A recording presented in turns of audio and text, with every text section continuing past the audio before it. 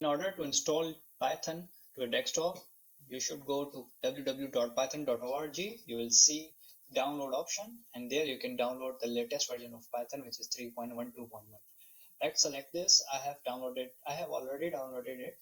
So I'm gonna select this one here and let it install this.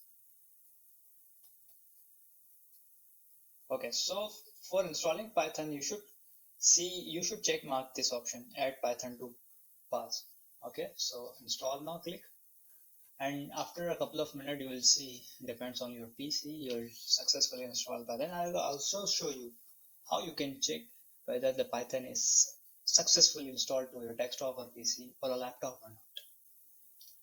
Here you can see I have successfully installed Python to my Windows machine. Now I'll select close, and in order to check whether the Python is successfully installed or not, I'll type at cmd. We should open the command prompt and write Python there. Okay, so hit enter. It is showing me that Python is installed in my PC. So here I can type everything to know about Python, just like I am saying 2 plus 2. So Python interpreter with give the output of this expression as 4. So let's enter, and it's telling me 4. So I have successfully installed Python into my PC.